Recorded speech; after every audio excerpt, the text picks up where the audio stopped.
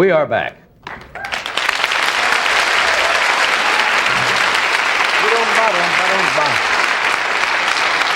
And if you just join us, we have the irrepressible Mr. Buddy Hackett with us tonight, Yeah. Charlie Callis, Dr. Keith Sennert.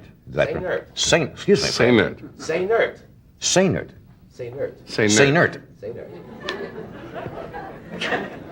The doctor is with us. And we'll see us Sometime. presently. And Roz Clark and this lady, whom I really adore. She was a superstar, I think, before that word was used out here in Hollywood, and she's really kind of been away from the screen for about 8 years. But if you've seen any of her pictures, she's an incredible actress. Here's some: Roman Holiday, Sabrina Fair, Funny Face, Love in the Afternoon, Breakfast at Tiffany's, The Nun Story, My Fair Lady, and we could sit here and read a long list. And this is the first time she's been on the show. And would you believe I'm a little nervous? Yes? Really? What? Not to put you down at all. I mean, I would believe that because I would feel the same way. She's kind of very, very special. She's a special lady. She's delicate. Not you. Yes, that's the word I was going to use. Delicate. Delicate. Would you welcome, please, Miss Audrey Hepburn.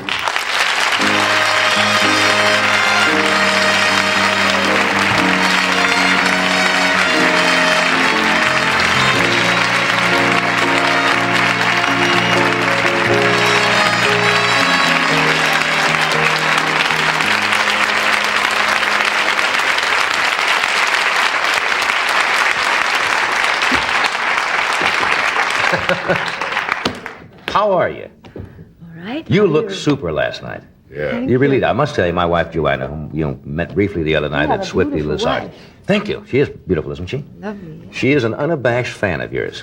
Absolutely. She wanted me to tell you that. Thank you. Privately. Now I've done it publicly. It'll probably embarrass her. But you gave that show last night a lovely, lovely quality about it. And you don't appear too much in public anymore, do you? I mean, you've been away from the screen for what, really, about About 8 years? 8 years. And now you've done Robin and Marian with Right. Sean Connery. Yes. Yeah. Did you miss it at all? I mean, Well, I had so many other things to do, which I liked so much. I didn't really miss it, no. yeah. I would guess It was you're fun, rather. though. I would guess you're a rather private person, aren't you? Yes, I am. And can stay away from. That's why I'm sitting here with everyone. Well, no. Well, we were delighted you're here. I have not seen Robin and Marian yet, but from the people I've talked with who have seen, they You can see it tomorrow. Really? Is it official opening tomorrow? Tomorrow, everywhere. All over the country? All of the country. Yeah. This is back in Robin and Marian. You're talking about Robin Hood and Maid Marian, right?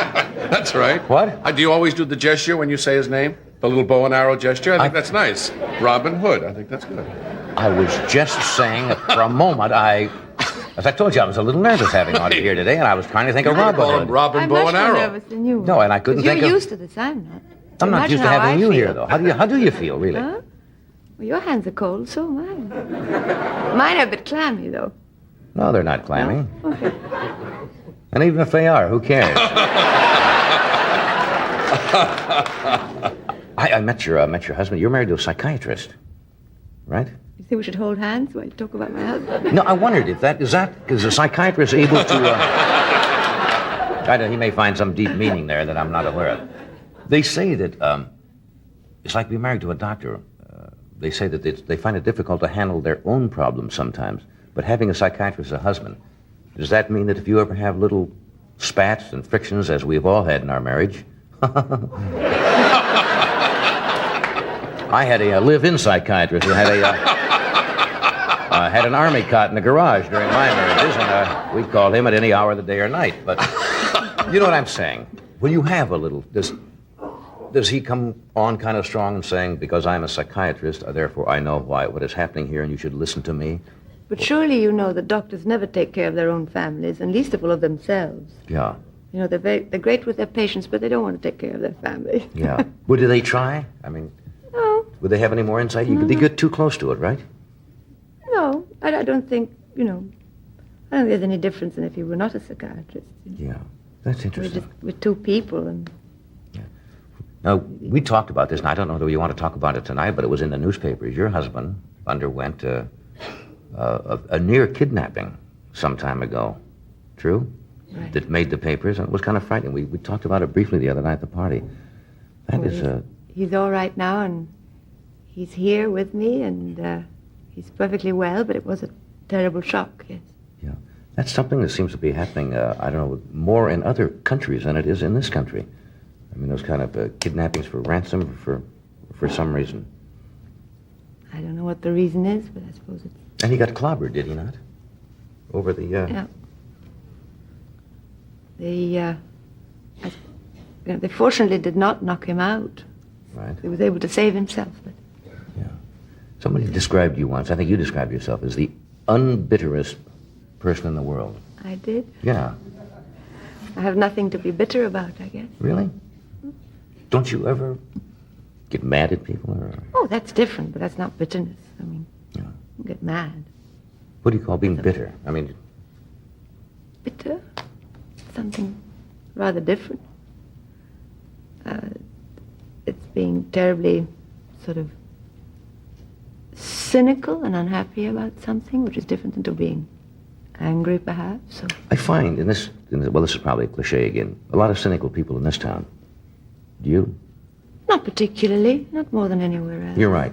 See, I go either way. If they say, I say, you're right, I've noticed that. I want to make this easy. I have no argument at all. Now, you've been described as winsome and ladylike, and you've played delicate, as Ed said, you're delicate type of roles. Didn't you see me try to knock out Sean Connery in the movie? No, I haven't seen that. Now, Nothing delicate about that, I sure. Did you play a kind of a hellcat in this picture? I nearly knocked him out. He knocks me out, of course, because he's bigger than I am. Yeah. But I did try. Well, you know what I'm saying now. I mean, did you ever want to play you were never built up as a sex symbol like some of the ladies in Hollywood have. Just my luck. No, you know what I'm saying? They couldn't. No, what do you mean they couldn't? Don't have the figure. Oh, no, I don't know. I think that's wrong. I mean, not that you don't... No, don't do it. Let me put this in there.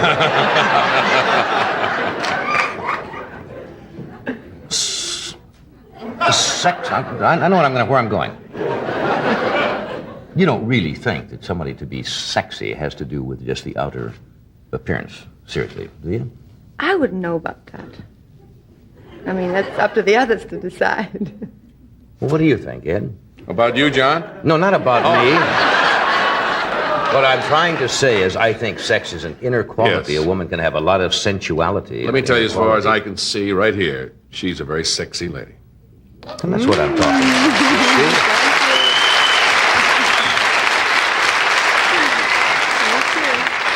We got two of us right here tonight. Yeah. Let me do this. We're going to come right back. We have a new sponsor tonight. No, it's not a new sponsor. Yes, a new sponsor. I thought it was an old sponsor coming back. We have some of those sometimes. See, you get me all upset and excited here tonight, and I can't do anything. Midland CB radios. And now watch this from C.W. McCall. CB radios from C.W.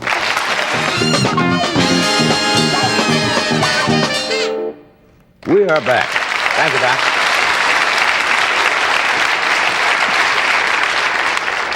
We're talking with Audrey Hepburn. We're both settled down now, right? You said now this wasn't as bad as you thought it was going to be. I had some of your coffee. Had some of my coffee? It's just coffee. People think for some strange reason that we put alcoholic beverages in here to stimulate us during the show. I do not do that myself. There are Would you mind? I won't tell. You drink this and tell them all what it is. Well, maybe she doesn't want You would to drink out of believe here. this lady. It's all right. It's terrible. It's tea. That's right, iced tea. That's all it is. See, now all the terrible things No you've sugar in implied. it. Okay, you want to sugar. strike the prop? Now bring out the real stuff? Impressed Audrey at all? Was it fun doing Robin and Marion? Somebody told me that, unlike a lot of pictures where they take a good number of months, it was done on a rather fast pace. 7 weeks. 7 weeks? Yep, that's fast. Yeah, that's almost abnormally fast. But I think movies are being made much faster Yeah. now. You know, I think they have faster film and lighter cameras and Right. fewer complications than there were once. Yeah, and where they used to make At least everything... in my day, it used to take longer. Not even my day. No, but everything was done practically in those days in the studio. They'd create this. Now funny things are done on location. Oh, this was all done. Yeah, so you can move right out and you've got the scene and everything right there. All in the most beautiful forests Yeah, where'd you do it? in Spain, in the north of Spain. That must be gorgeous. Here's a beautiful country. Lovely medieval castles that are still there, Yeah. which we really photographed. So. We have a film clip, a short excerpt from Robin and Marion. Bobby, why don't you roll that? Watch the monitors here in the studio. We'll give you a short preview.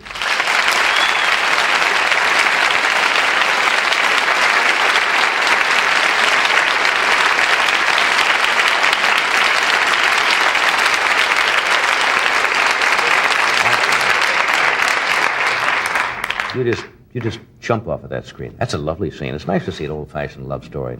Reminds me of my days in Nebraska when we used to go out in the wheat fields. But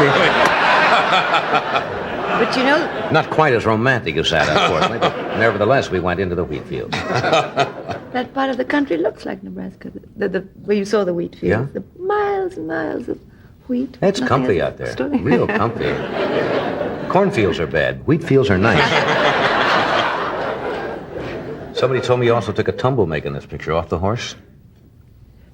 No, I think I mean, yes and no. It wasn't off the horse. We were in a covered wagon that turned over in the water. And I don't know if you've ever been in a covered wagon that's toppled over in the water, but it's very hard to get out of. I would guess so. The water was not very deep, and it seemed awful silly to drown about a yard of water. But that's what nearly happened. I thought now most people would think that they would have stunt people or stunt gals who would come in. I guess this wasn't considered that dangerous. It did not seem, it was not meant to topple over, to turn over, but the level of the ground was uneven, and what was very dangerous is we had a very large horse that panicked and was rearing back on top of us in the water. You see, now what we've talked about horses? Right. So He was trying to get out of the water. We have a continuing argument going. I always say that horses are not the brightest animals in the world, and they will panic in a situation like that. But they're right to panic. It's not stupid. Really? A pig would not do that. We have a continuing thing about the horse and the pig. Pigs would not do that. Panic, you say. Pig wouldn't be there anyway. Well, you'd look silly going across two pigs pulling a cover. Come on, pig. That's right. Move my pig. That's bad. That's silly, of course. But nobody was injured at all, or was the horse injured? No, we were bumped about a bit, and the horse wasn't injured, no. Yeah. But we were okay. We stopped shooting that day. Yeah. Now, you won an Oscar for Roman Holiday, right? I've heard now a lot of people keep Oscars in strange places. Somebody mentioned the other night they use them as doorstops. True, because they're very heavy. What do you have? Do you have yours in any particular place? I have it on a shelf in our playroom. Yeah. And I see it every day. Yeah. I'm very proud of it. You should be. It was a super movie. Are you going to...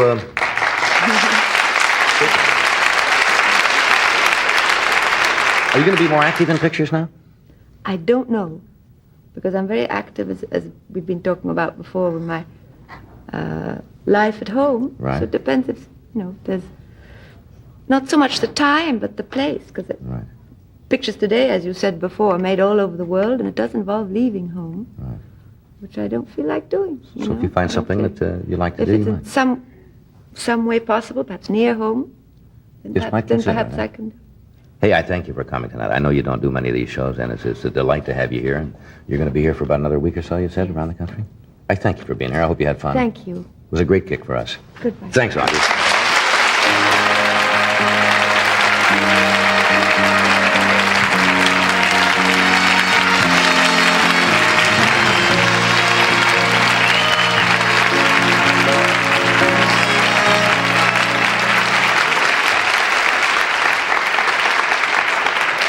It's real style, doesn't she? Yeah. Real style. Lovely lady. Classy lady. And she was terribly nervous tonight, but so was I. I think for her. Yeah. Did I show it at all? No, you're fine. I like particularly the part when you couldn't remember Robin Hood's last name. I thought that was Robin. I think that's good. It's Robin Hood. I think that's good. Didn't you ever do that when you can't think of something? You visualize it and you Robin Hood. The guy with Try this, Mohammed. Okay, we're gonna be back with our guests and some more show. Who do we have as guests, you ask? Well, we have Buddy Hackett, we have Charlie Callis, and we have Dr.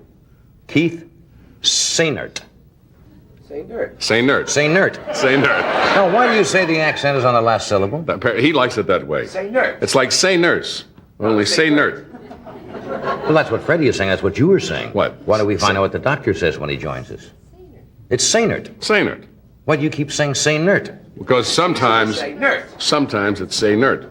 No, it's not. Not to the doctor. According to his book, it is. He's not a doctor all the time. What has that got to do with Well, it says on the book. Look at the book. What does it say?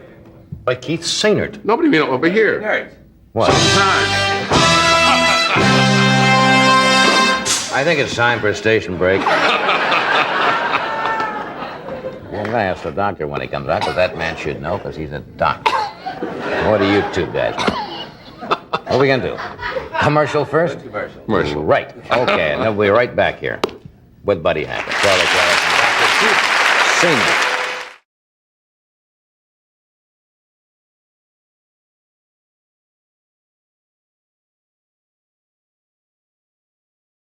Here we are back at the show.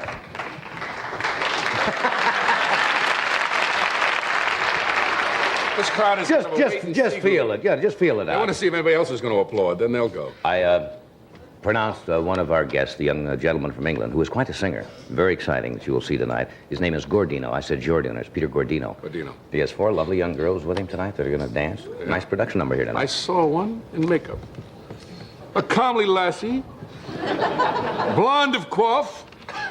Rather clever of figure as well. Oh, yes.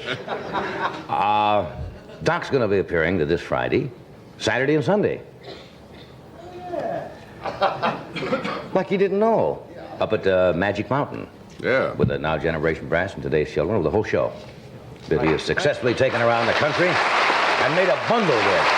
I'd like to mention that I'm going to be playing at Buffalo. What? It'd be nice if you'd mention I'm going to be at Melody Fair in Buffalo this weekend with my act. You be in Melody Fair in Buffalo. New York? Buffalo, New York. Yes, they haven't moved it, have they? No, Buffalo. You're gonna. What are you going to be doing this weekend? Well, now that you bring it up, I open in Las Vegas Saturday night. Did you know that? Are. We can mention all I that? do. Freddie DeCordova will be back here. Right. No, we open for 2 weeks at the Sahara Hotel Saturday night. You're going to be in Buffalo, Doc. It's nice, everybody. Nice to know we're all working. Did you just see the Patsy Awards last night? No. They have a show, I guess it's televised nationally, called the Patsy Awards every year, where they give awards to outstanding animals, which strikes me kind of funny. I don't know why. That have been in motion pictures or, I guess, television the past year. And tragedy struck last night. I don't know whether you knew it right afterwards. Well, Ben the Rat won. Did you know that? Ben the Rat won an award. Whoa. And before he could accept, Morris the cat ate him. And then Morris was chased up a tree by a dog by the name of Farouk, that also won it. The whole thing was a shambles. Betty White and Alan Ludden cried for a couple of days and just dissolved on them. Billy Graham, I like to count as a good friend. He certainly needs no laborious introduction. For the past, I guess, almost 2 decades, he has brought guidance and comfort to many, many millions of people of all faiths. Would you welcome, please, evangelist, author, educator, Dr. Billy Graham. Well, that was quite a monologue, and I appreciated one thing about it. You've been reading the Bible, I see. You knew about the commandments. Yes, I know. You know, I would sound awful, but if you ask me to name all 10 of them right now, and this probably sounds terrible, I would probably leave one out somewhere. Oh, I think you could think of all of them. Yeah, because all of us have broken all of them. So I think we could figure them out. You think everybody... Everybody has broken every commandment, yes, sir. The Bible says if we break in one point, we're guilty of all. Oh, I see. And then when Jesus came after Moses, he explained that the 10 Commandments can be broken in your heart by thought and intent. So in that sense, we're all guilty, and that's the reason the Bible says that everybody's a sinner. Even Ed is a sinner. Well, that Comes as quite a surprise. they could add, if there had been room on the tablets, they'd have put 4 more commandments on for him. Are you able to quote? I'm sure you are. I know some people who have memorized the entire Bible. I'm sure you have. No, I have not. Run across people that can do that. I have that. memorized parts of it, but I met a man in Africa, an African in Nigeria, about 15 years ago, that had memorized the entire New Testament in 2 languages, English and his native language. Well, that is incredible. And I have met a number of people, not in America, but I've met a number of people in foreign countries that have memorized the entire Bible. I met several in Korea last week that had memorized the entire New Testament. That's incredible. That It is requires incredible. some kind of almost special And there are, memory. you know, and yet it's not so much because there are less words in the New Testament than in the average Sunday edition of the New York Times. And you know, many people read the New York Times through every week. I Well, hear you could read people that you do. could read the New Testament through every week if you wanted to. I didn't realize that. Do you like what they have done? Do you like the modern interpretations of the Bible? And I read that they're working on a now more or less an updated version of the King James. Yes, there are a number of. In fact, there's about one version, I'm told, a week coming out. Right.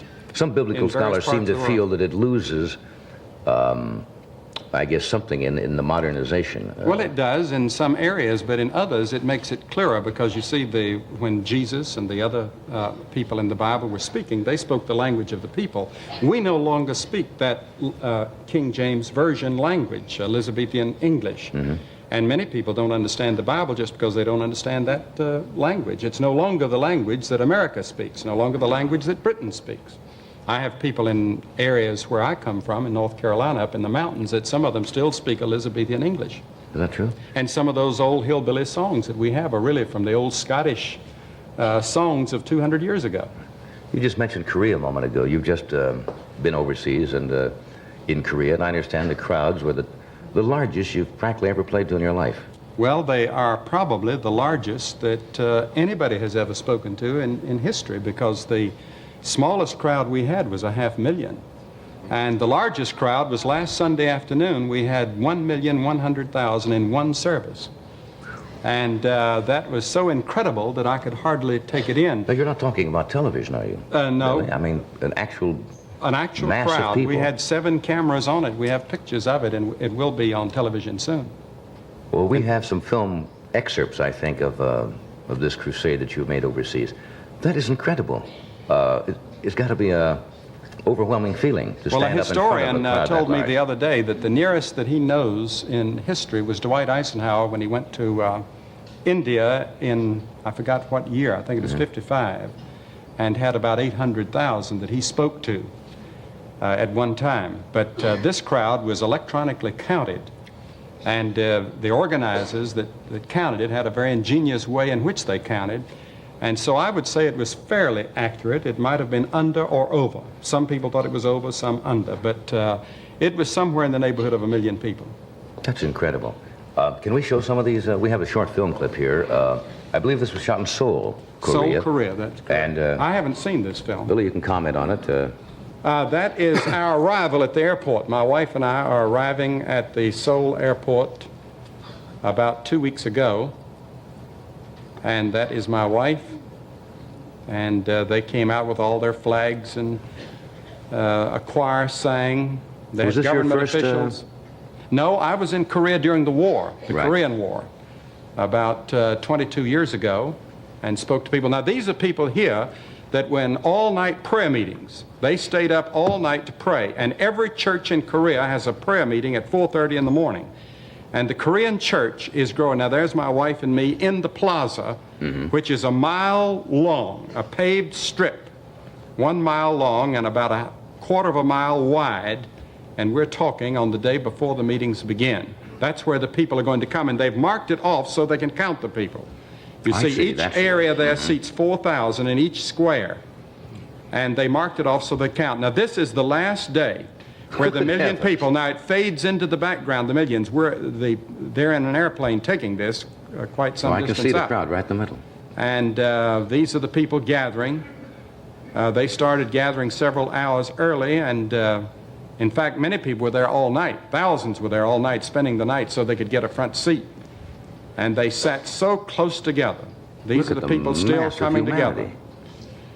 And it was a fantastic sight for us. I had never seen so many people together anywhere, of course, in the world. And it was very much like talking on radio, because the people couldn't see me, and all I could see was a mass of faces. And that goes on for 1 mile in each direction. Is that the interpreter now? That is the I see. interpreter. I say a phrase and he says a phrase. I say God is love, he said God is love. I say God is great, he says God is great.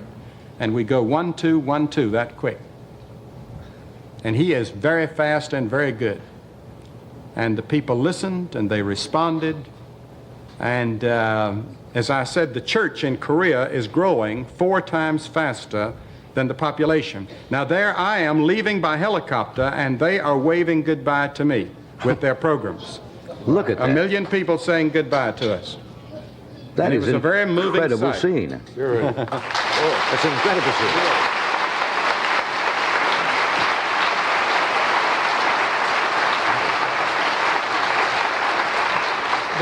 There's a great religious revival on all through the Far East. And as a matter of fact, I think the center and the gravitational center of Christianity is shifting now to the Far East. Mm-hmm. And this is happening in areas in Japan, in Thailand, in the Philippines, in Indonesia, more in Indonesia than any other country. How do you account for that?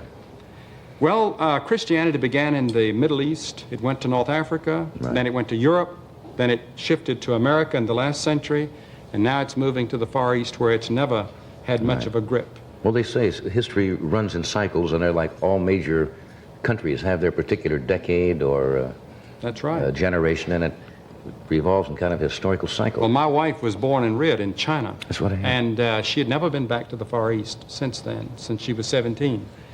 And it was a very moving experience for her. She went to school in Korea, up in the North Korea, in Pyongyang.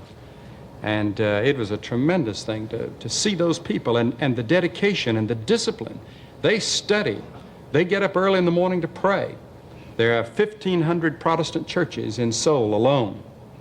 And it's unbelievable what's happened in the last 5 years. It was an incredible film. Let me interrupt for a second. Forgive me, but we will be right back after this word. Welcome back. We're talking with Dr. Billy Graham. I always look forward to your visits on our show because I feel I can ask you questions, personal questions, which I'm sure a lot of people would ask around the country, and I always try to project myself and what you must be asked as you travel around. Do you ever think about death at all?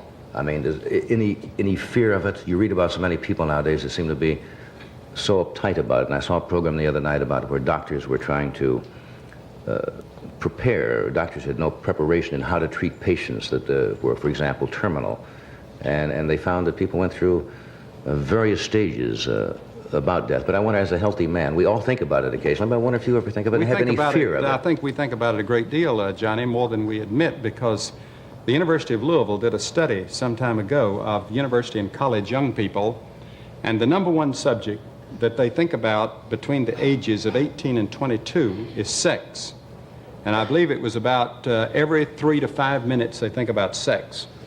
And then the second time subject, interval has broadened out since I was in school. the second subject that they think about most is death.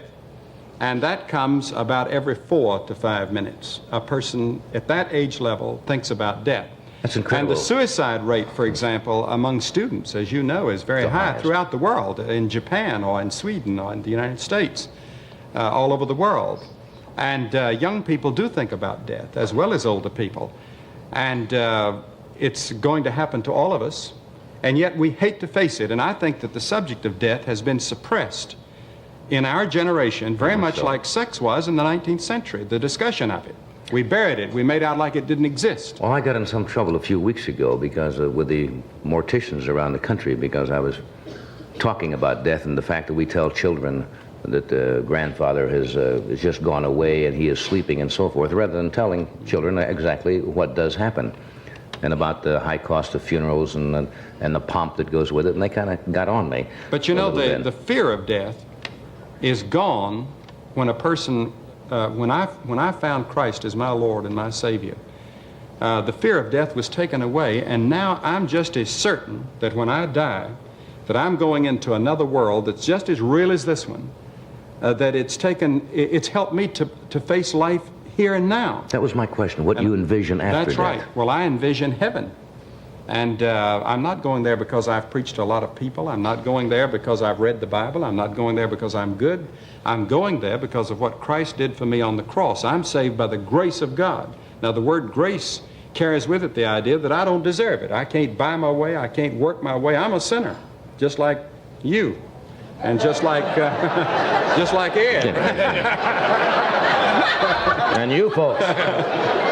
Excuse me for interrupting. It's terrible. I hate to stop when we're just starting here, but please stay with us, and as soon as we get this out of the way, we'll come back and continue. And now a word from Doc about the American Motors Gremlin. Welcome back. We're talking with Billy Graham. Bill, you were right in the midst of talking about when people die, rather than use the euphemism passing away or gone to your just reward. The correct word is die. So you have no fear because you've accepted, you said Christ is your Savior, and you have absolutely no fear. But when you said, and I think it may sound like a childish question, but I think even adults ask themselves, you envision life somewhat as it is here on earth, and that's very difficult for the average person to visualize at all. I think that's the only thing, the only point of reference really that we have to go by is on earth, because we don't know. The Bible teaches that we are going to have a body, and it's going to be a body like that of Christ. The Bible teaches that the ultimate goal of the true believer is going to be a place called heaven or paradise. It's not going to be a place where we sit under palm trees and have a beautiful girl fan us, as some people envision heaven. It's going to be a place where we work. And I think that we are going to be able to go from planet to planet and from one part of the universe to the other, and I think we're going to be able to go as fast as thought. And I think we're going to have other worlds to conquer. We're going to have tremendous enterprises that we're going to do on other planets. And I think there are many indications in the Bible about this. We're not going to go and just sit down and rest and relax. Now, the first few years, I'd like to rest a while and play a little golf. Sure. And I hope they have golf balls and they have a great course. up there. They have a great course. Because I'll miss it if we don't. But I asked my wife one day, who's a great student of the Bible, I said, Ruth, do you think there's going to be golf in heaven? She gave a marvelous reply. She said, if golf is important for your happiness, it'll be there. Can't argue with that. Do you also envision, for the sinner that, say, doesn't accept in the Christian religion Christ as your Savior, that there is purgatory, per se? Do you think there's that kind of a God that would condemn or damn people? But when children grow up, you know, they are told this very often. You be good, you go to heaven. And that's the child's concept of heaven, is sitting around on a cloud. Mm-hmm. If you are bad, you will be punished. And that's kind of a frightening concept for a young mind to grab a hold of. It is frightening, and it should be. I think that the Bible says the fear of the Lord is the beginning of wisdom. And we have a false concept of God. God is a God of holiness. He's a God of righteousness. He's a God of judgment. And a person who faces Christ straight out and deliberately rejects him, that person is in a totally different category than the person in the middle of China that never had a chance and never heard. The person who deliberately rejects is going to pay a fearful price. Now, Jesus used a number of words to describe it. So does the Old Testament. The prophets used it. It's called punishment. It's called condemnation. It's called Hades. It's called all sorts of things. Whatever it is, and I'm not prepared to say what it is, but what it is, it's separation from God, and that in itself will be hell. Because you take in this life, if you live this life totally separated from God, from all love and all joy and all peace and all satisfaction, that would be hell in this world. So in a sense, the person who doesn't know God here is already, in a sense, in hell. Mm-hmm. And that will be extended into the future life, according to the Bible. And I think it is something to contemplate. I think that we're taught that fear is very important. I teach my children that to watch out for rattlesnakes, because we have a lot where I live. I teach them to be careful in traffic. My son flies an airplane. I always say, be careful when you go up there. I want him to have a certain amount of tension and fear as he's flying, mm-hmm. so that he doesn't have a wreck and kill himself. And there is a legitimate fear, and I think we should face squarely who God is and what he demands of us. Do you feel sorry for people who espouse the atheistic philosophy and live their life and say, all right, I'm not rejecting God, they just live their life as if God does not exist, and they go their way and do their thing? Well, I would, 99% of the American people say they believe in God, mm-hmm. according to the Catholic Digest. But there are millions of what I would call practical atheists. They say with their mind they believe in God. Something inside says, well, there must be a God, but they live as though there is no God. Mm-hmm. And so in a sense, that is a form of atheism. And to those people, I think that's a very dangerous life. Yeah. Can I ask you a personal question now? And I'm not asking this as a shock value, because I'm sure as someone who goes all around the world, you're from that. Have you ever seen an X-rated movie? I don't mean that to put you on the spot, but it's so much in the news, and it has so much to do, a lot of people think, with morality or a lessening of morality in the country. And I just wondered, as somebody who preaches the gospel, in your line of work, that you would have to see it to be able to be informed. Well, I have seen several R-rated movies. I saw 2 in a hotel where you call down and order room service, and they turn it on your television screen. I didn't know that. And I went to see. I saw one with my son in London. He wanted to see one that he said was a marvelous picture about motorcycles, and it was called The Mechanic.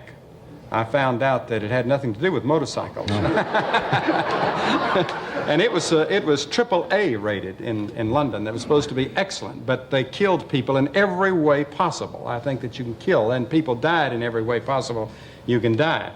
And the the R-rated in this country, I think, would come from the violence rather than sex. There was no sex in the picture. Right. Would you say... No, I don't make it a practice to go see. Oh, I didn't mean it that way. I think what I was trying to draw, do you think that, say, a young person, and using, say, the word normal, I'm not talking about the average young person, would be more adversely affected by exposure to an explicit sexual film than he would to excessive violence in a film where, as you say, that there is killing and murder and garrotings and so forth for no rhyme or reason?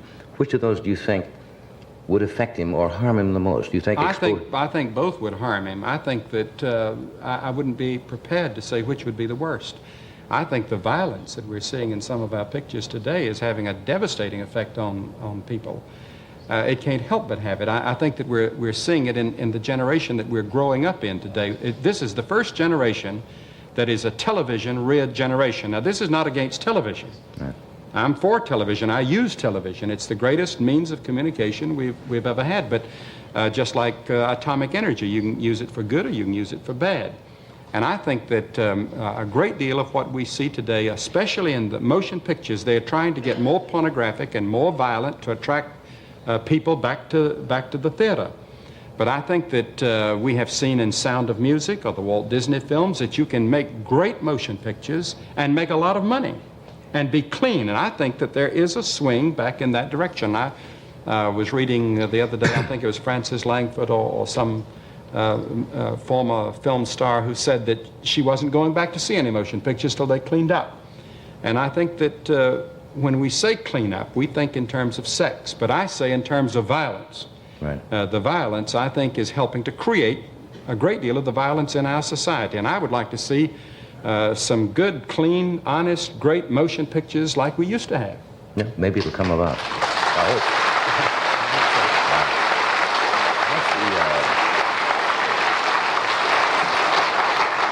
You know, if you want to see a good movie now, you have to wait and see something on The Late Show maybe, and see something that was made about 25 or 30 years ago. They're all playing, too. What's the most often single question you're asked? I suppose that the one that I would be asked the most is, how do I find God? I think that more people write me or ask me that question than any other question. I would say the greatest problem people write me about is loneliness. I think loneliness is probably the greatest problem in America as far as the psychological problem that people face. From both young and old? From both young and old. You can be lonely in a crowd, and psychologists have begun to call it cosmic loneliness. In other words, I can be in a party, having a big time, and all of a sudden, for just a moment or two, there sweeps over me a sense of loneliness. And I personally believe this is a loneliness for God. We're made for God, and without God, we have a loneliness. There's a dissatisfaction, and we never find it, no matter how powerful or how rich or what pleasures we have. There's something empty there that only God can fill. You were just telling me during a break your schedule coming up, which is incredible. You leave tomorrow, I believe, for Atlanta? Yes, I'm going to Atlanta, and we open in Atlanta next Monday night in the Atlanta Stadium where the Falcons and the Braves play, and we'll be there for a week. And then I go to Minneapolis for a crusade in the fairgrounds, and then I go to Israel and to Jordan, and then to London for a crusade in August, and then in September in the University area of North Carolina in the stadium, and then to St. Louis, and so on and so on. That's fantastic. Well, I hope between one of those trips you will drop by and see us again. And sometime we'd like to have you and Ed come to one of our crusades. We could probably use it, Billy. Badly. Get us before it's too late. Thanks for being here.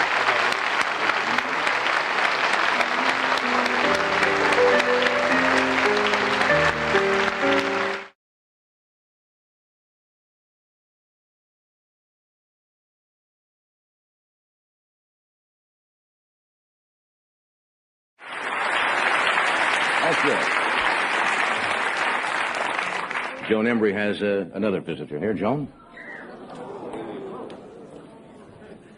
Now, that I would not keep as a pet.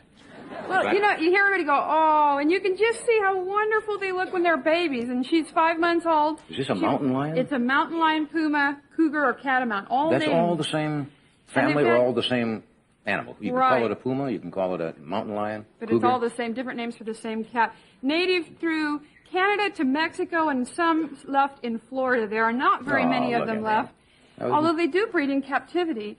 And the problem is that people see them and think they want one, and they're going to grow up. She'll be over 100 pounds as a mature female, and the males get up to 200 pounds. And they've been in the news quite a bit lately because a young 5-year-old girl... She doesn't mind this, does she? No, she's pretty good yet. But she's also had daily training from the time she was a very young animal, and with professional trainers.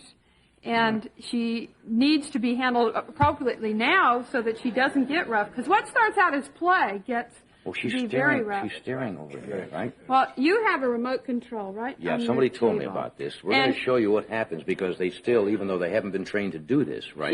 She was bottle raised, hand raised by people. She's never hunted. She's never lived in the wild. And I want you to see that the behavior is instinctive to hunt. And if you bring out They her gave me this remote control device, and if mechanical rabbit, they'll set it out there. Now, if I move this, chirpa, chirpa.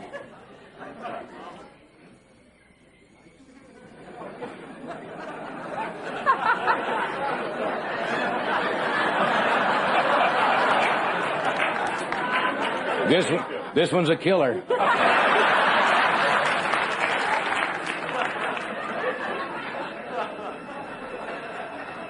Okay. Ready?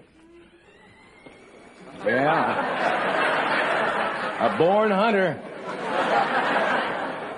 This thing would starve in the wild, Joan. What do you... I thought this animal was going to attack this, That's one of the problems, though, is sometimes they do, and people think they can... Look at that, chirpa.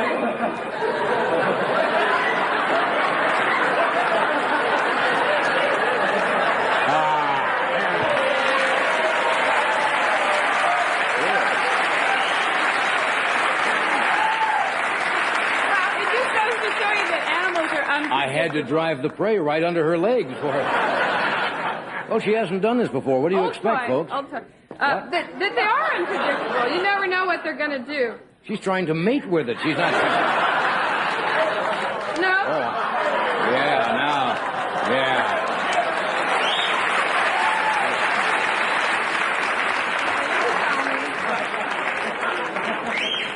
Congratulations, your first kill.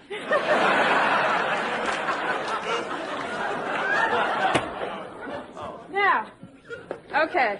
One of the problems with them is that basically the instinct... They're also not used to seeing an animal on wheels either, I suppose. Most of your jungle prey they eat do not have little wheels. In a studio with an audience. But if you think that you raise this animal, and the answer is when you can't handle her anymore, and she gets rough and takes a hold of you, those claws... Look at the claws. I don't know if you can see what I see from here. On the right paw. A full set, and they can reach out and just rip you open just with their claws if they want to. And she'll also get where she rakes with her back feet. You know, if you think the answer is just to turn it out into the wild, well, that really isn't the case, because they don't always adapt back to a wild environment. Some people remove the claws to make them safe, and then they can never be a cougar. They can never be introduced with other cougars. It's a beautiful animal. Okay, we're going to take another break. We're going to come back. Then we have a rather large snake. Found in the backyard of San Fernando Valley. Your what? It was loose. We'll show you what happens when they get loose. Okay. We'll be right back. Kevin Pollak is a young comedian and actor who appeared, believe it or not, as one of the tiny brownies in Willow last summer. He's now co-starring in a new series on another network, as they say, called Coming of Age, which goes on October 24th, and he appears regularly at the Improvisation in Hollywood. Would you welcome, please, Kevin Pollak. How you doing? Very good. Very good. Did you ever hear Harpo Marx play the harp? I love Harpo. Right, you see? How you doing? Very good, very good. You were supposed to be with us a week or so ago, and we ran along or something. Somebody told me. Now, everybody, I did when I was a kid, I'm sure Whoopi did, everybody who does comedy starts out by stealing other people's voices and does impressions? I would hide behind them. Because it's easy to go Yeah. to. Oh, yeah. Who do you do? Well, I started as a waiter, and I would try out the impressions on the customers. That's how I first started. And it helped, because when you're a waiter and you bring the wrong order, you make a mistake. You just don't want to be yourself at that particular moment. For example, one night this woman asked for rice with her fish, very common order. I was in a hurry. I made a mistake, bought her baked potato. Well, she's screaming at me. She can't believe I bought her baked potato. I go, excuse me, ma'am. Geez, I'm sorry. Did I bring you baked potato with fish? What the hell was I thinking? How do you do the That's what he said when I met him. Even the eye goes. Yeah. And it started to develop certain lines. If they say, waiter, can we have our check, please? And I go, okie doke.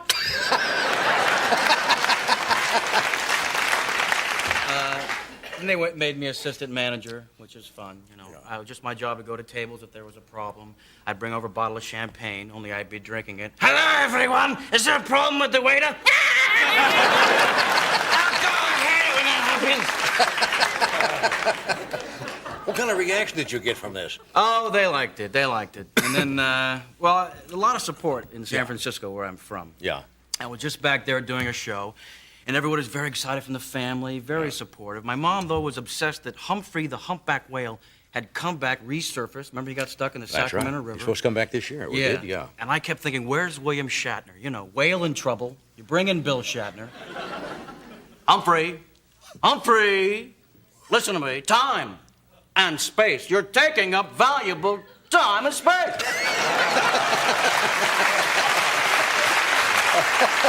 Lady, look, I hate to go back and do the Falk again. Well, let me just ask you something, John, if I can. I'm very sorry. I don't mean to bother you, gee, I'm sorry. So just a minute, yeah. That's marvelous. That's marvelous. You got a good ear. Where are you from originally? San Francisco. San Francisco, yeah. home. And it's... Did you ever work on the streets up there or just in clubs? Oh, no, just the club. Yeah, because all the performers start out on the streets. With the show now, I got to write an episode, so I'm very excited about that. Because my mentors really were Albert Brooks and Woody Allen growing up, watching them. As a matter of fact, John, let me just say, I'm not comfortable. I don't think it's just me, okay? I think it's the suit. You have your own clothing. The Johnny Carson line, very nice. This is the Danny DeVito collection, okay? Nobody's ever done Albert Brooks before. Right. And I finally met him, and this is the day he got the nomination for Broadcast News. Right. And I came in and I said, listen, Albert, congratulations. He knew that I did an impression of him. I said, congratulations on the nomination. Obviously, no one could be more thrilled for your success than I am. And he said, of course not. No one has more to gain from it than you. So it's been fun. The show goes on Monday. I understand. Isn't Doc's wife Emily associated? Emily Marshall. She created the show. That's right. And although she and Doc share a life, I can assure you she's younger and much more attractive. Gee, a two-income family. How nice. Yeah. Albert Brooks. You don't do Woody, do you? Well, I'll tell you what. Ask me if I want to go fishing. This is my favorite story. Would you like to go fishing? Actually, without sounding a bit didactic, I think it's extremely important we analyze this little request of yours. First of all, I don't like fishing, because you have to pack, and I'm not a real skilled packer. I think I put that in my resume. You might want to check that. And they don't like fish, I don't like any actual form of life where they can be enticed by a worm, with the possible exception of my Aunt Bessie, who married Uncle Bernie, of course, a man with many worm-like qualities. That's marvelous. Good rhythm. Good acceptance. We'll be right back.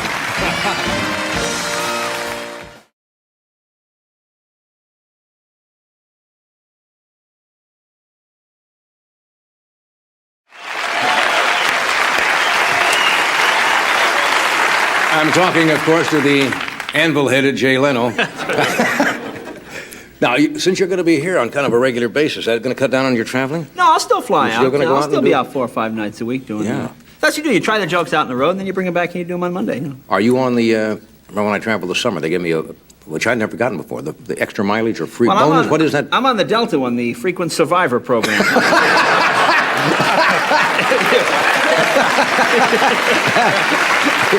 Yeah. If you make it through. What happened to this? I mean... I don't know. Now, they had another incident last night with some plane landing at the wrong airport. It wasn't Delta. It was, whatever it was, they were going into the wrong airport. And somebody said, no, Harry, no. Well, they had that near...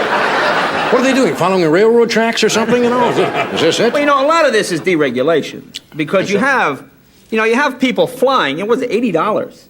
You have people flying now who used to hitchhike or cling to the bottom of trains to get where they were going. You get on the plane now and people with goats and chickens. Because it used to be a sophisticated. But I remember the old days when you would fly. Halfway through the flight, the pilot would come out and he would walk down the aisle of the plane. Now it's like running the gauntlet. He walks out, people. Get in there. They stay locked in the. But Delta. I think they've had some problems. Well, they still have the best safety record, I think. I think of all the airlines. But you see, even in the slogans, it used to be Delta, the airline run by professionals. Then I think 2 years ago it went to Delta, we're ready when you are. Right. The new slogan, this is the one they've been using, Delta, we get you there. Oh, shut up, sit down. We get you there.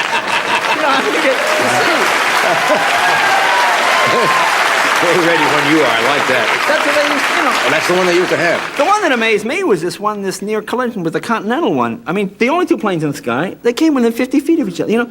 You put 10 horses in a corral, they run around, though they don't bang into each other. Yeah. There's a lot of space up there. Oh, God. Yeah, well, the worst are the commuter ones.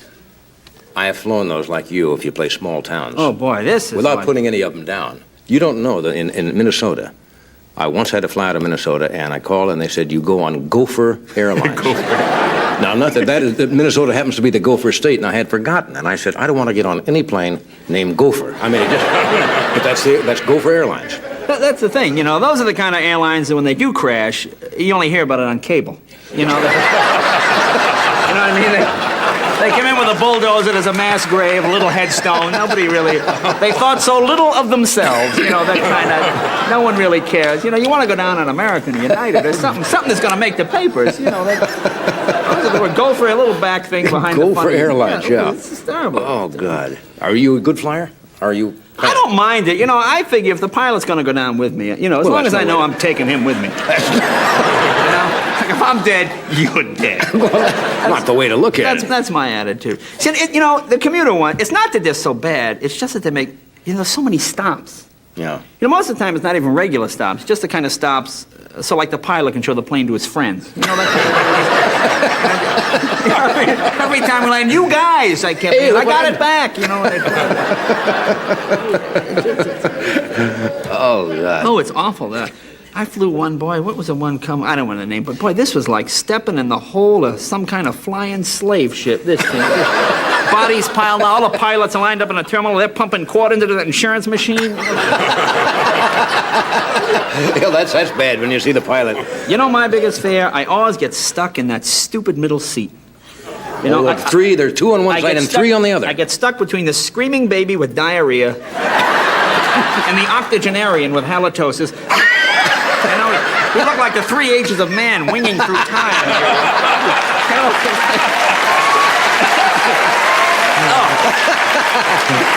Or a mutual fund salesman from Texas. And God forbid you get stuck on the plane with nothing to read. You're forced to read that in-flight magazine. Boy, this is edited by the same people that do highlights, which you find in your dentist's office. That's right. And they always make that announcement. Feel free to take this complimentary copy home with you. That's okay, I'm not going to be wrapping any fish today. I think more people steal a puke bag and take that stupid magazine. I'll put that next in the Encyclopedia Britannica when I get home. A lot of good stuff there. Okay, we'll do this. We'll be right back. And fly trans debris.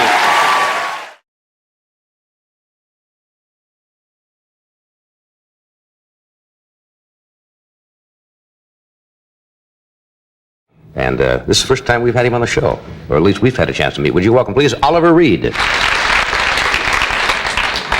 nice to have you with us. Thank you for having me. How are you? Quite extraordinary. Yes, that's what... that's what I hear. You and Miss Winters have never worked together. No, we haven't. Didn't you used to be under contract at RKO? No, you say she... I'm sorry. I'm intimidated by the British. Why is that? Most Americans, and I've said that on the show before, seem to be intimidated by English people in general. They feel a little, I guess, insecure. I don't know. No, most of them, you see, we made love to. Most of them. I would have remembered. You've forgotten. No, I don't know why. I think it's a myth. I think it's very polite. I think America is an amazing country simply because it's comprised of a mosaic of European culture, do you understand? Yeah. And people that came to America, it seems to me, because they thought that they were either economically or socially or religiously persecuted. And they came and they made a happy place of it. Right. Some of them behaved themselves and some of them were quite loud. We have a great mixture here. What, I would have remembered. But you forgot, sweetheart.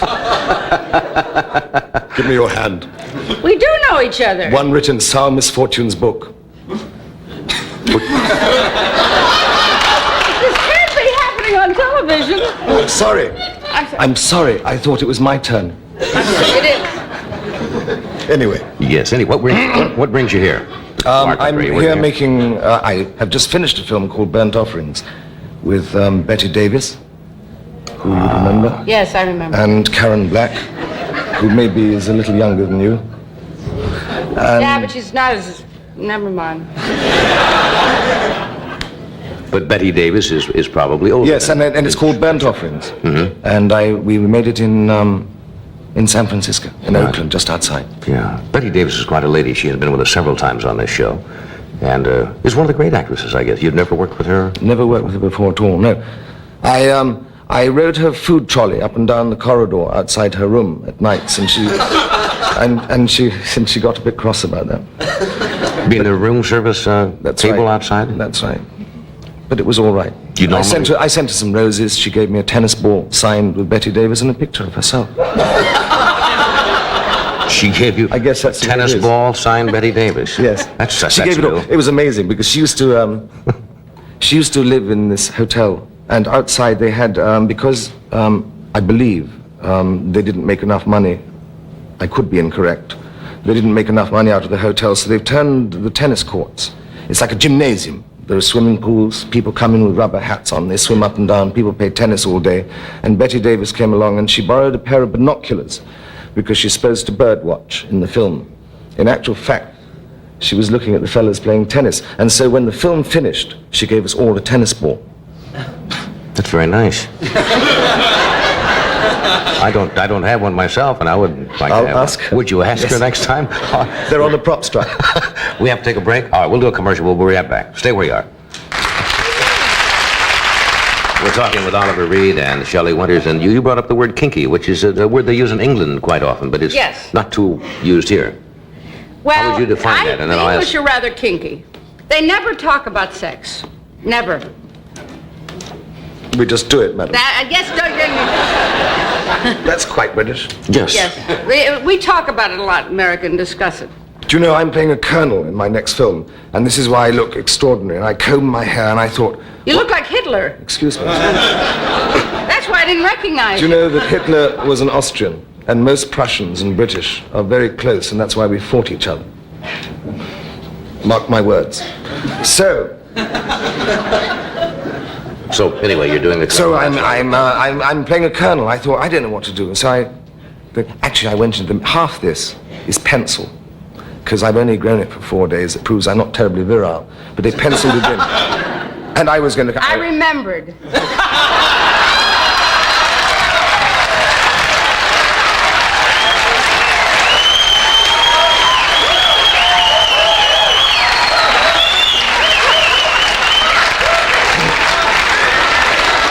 That is why, ladies and gentlemen, you woke up the next morning with my moustache. Yes. Sometimes a mustache and a mask will hide the identity. How come you get a moustache? No, wait a minute. This is American. We're very Puritan. We have the Puritan tradition here. Yes. Can I leave now for the theater? I have to be on the stage in a little while. You don't really have to leave, do you, Sean? No. And you have met before. And Do you know there's no way? Please be quiet for a minute. Yes, sir. Good. I am not really used to this. Will you please be quiet for a minute while I talk to this gentleman? I'm on the show Yes, sir. to talk. Okay. Not just to hear you, madam. Yes, sir. Right, Oliver. This is like it'll be... Right? And she was saying it was a bad audience? Women's liberation, madam, will never survive. Not while I'm in the kitchen. This could turn out to be a hell of a fight tonight. Oh, you won't slip down because, madam, I noticed while you were on the show, you're actually far more controlled than you make out. Would you take off your shoe? One? Because on the bottom of your shoe, you have some... I bought them in England. Do you know why that's on there? Do you know why? So she won't fall over.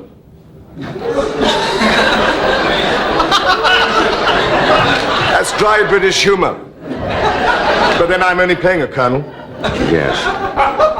Royal Scots Dragoon Guards. Is that what you are? Are you a member of the Royal Scots? No, actually, in the film, I'm supposed to be... the opening scene of the film is quite funny, actually, because the opening scene... This is a new film. I read the script yesterday. I very rarely read a script. And I'm looking at some cows, and the lady comes up to me, and she said, would you join my father? I'm Colonel Blood's daughter. And I say, how do you do, madam? And she said, I would like you to come and join my father's army. I said, I've given up the Special Air Service, the Commandos, the Paratroop Regiment, MI5, MI16. I've given all that stuff off, and I've given it all up, and I'm just with the cows. And there's boom, boom in the background. She said, what's that? And I said, it's my gamekeeper, keeping away my creditors. And she said, well, then won't you join the army for money? And the British have been mercenaries. And I said, well, I don't really want to. I mean, if the cows could give milk, we'd be on good footing. And she looks down, they're all heifers. So she says, they're all heifers. So I say, oh, I've never had anything to do with sex and that sort of thing. Oliver, don't do this picture. Don't do this film. Well, you should see the cows.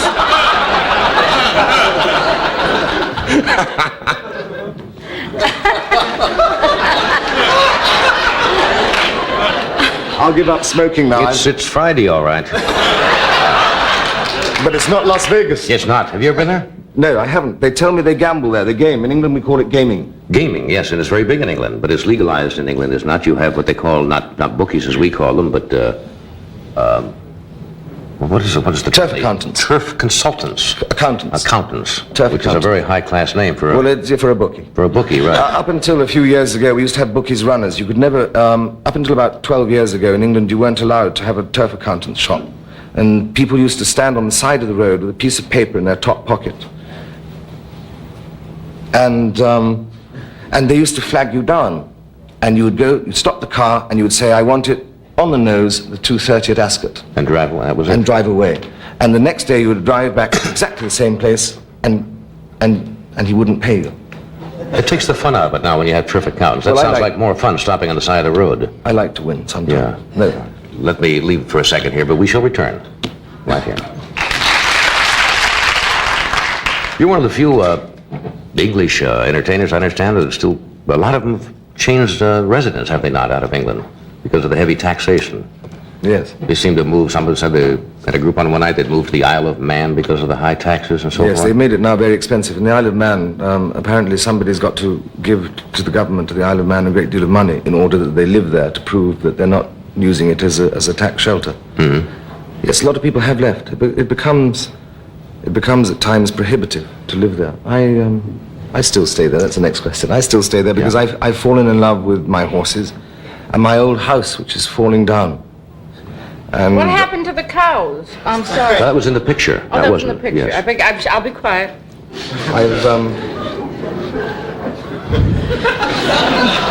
I've fallen in love with my horses, madam, and my old house, which is falling down. And I've spent the last 3.5 years with the aid of a lot of film technicians who now can't get a job, like painters and plasterers and chippies. We're trying to get it back together again. When you say old house, an old house in this country would be 100 years, but in England, an old house, 100 years means nothing. There's the rub, because I can't get any help because Victoriana is being pulled down. I've made a movie in San Francisco recently, and some of the great Victorian architecture in San Francisco is being pulled down. And they're building huge, great cement high-rises, yeah. Certainly. They're very good at that, though. You know. No, but in their place. But it is a shame, because nobody's into Victorian architecture. In England, if it's Georgian or it's Tudor, then everybody keeps it alive and they say it's a pity because the trucks come through. I believe that Victorian architecture should be kept alive. And I asked Why? Because I believe that, madam, in another 100 years' time, people are going to say, did you just leave me the ashes of the earth? Or did you leave me a house? And I believe that at the end of the last century and the beginning of this, some people made in opinions of most ugly buildings. But I believe that Victoriana, come another 100 years' time, is going to be of sufficient importance that maybe our great-grandchildren will Should have something to look at. Yes, and that seems to strike a heavy note, but I do. And so I have... Albert, could I take a second of your time? Just a second. Quick, madam. just You've a taken second. most of the show. I know you... I know you've got to go to the theatre. I know when my little girl, who's gorgeous now, 22, was little, about 15 months old, I did a picture in London, and I came there with my mother and the nurse, and, And anyway, and they rented a house for us on Curzon Street or something, and we walked in, and it was really, outside it looked beautiful, but inside, the temperature was about 10 degrees below zero, and it was very gloomy, and Gregory Peck had slept there. That was the famous thing about it. And before that, it had been And he's not 23? No, and before that, it had been a brothel. Those girls who used to come there. And this man extolled this house and said to my mother, this house is 300 years old. And my mother said, but do you expect me to live in it with a baby? No, but, okay, I got it so long. Next time. You gotta go to the theater. Thank you.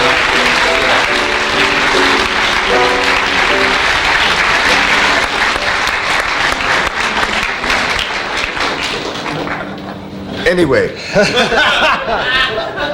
A lot of non sequiturs tonight. Things just kind of trail off and... She's all right. She can't shout at us now. Yeah, she's...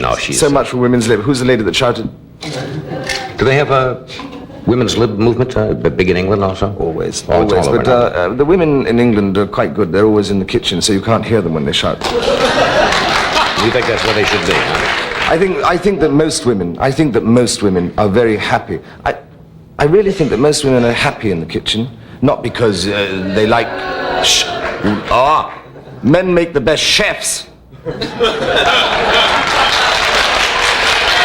When do you ever go to a hotel and find the chef is a woman, madam?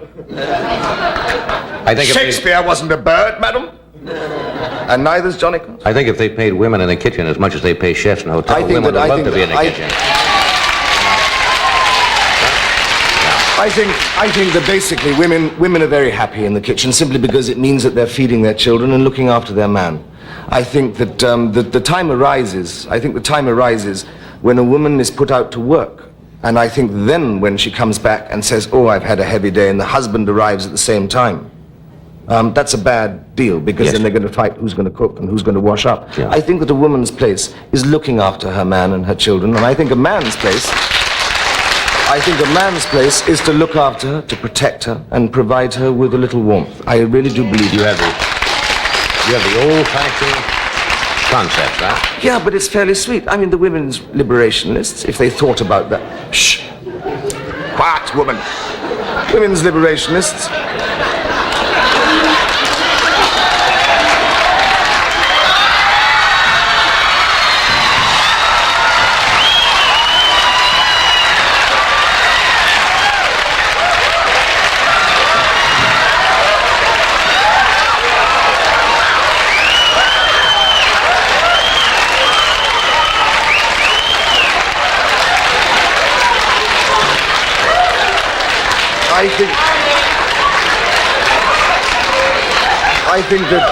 I think that women's liberationists...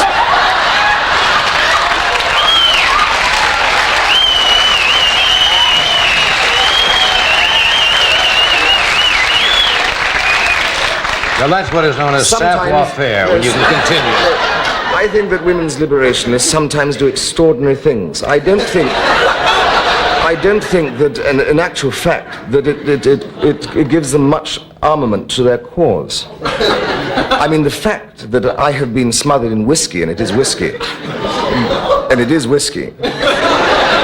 I can taste it, pays no cause to the lady. There are going to be a lot of people on this program that will laugh at that, and there will be several who will probably be quite indignant. I'm not indignant, because this is indicative of the bad manners of a lot of chauvinist ladies.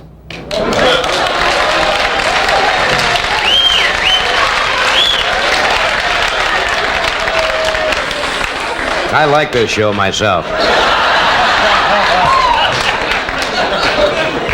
But then And I shall stay here until it dries. I hope you still just lick it off. If Ed was here, he'd help you clean up. We'll take it.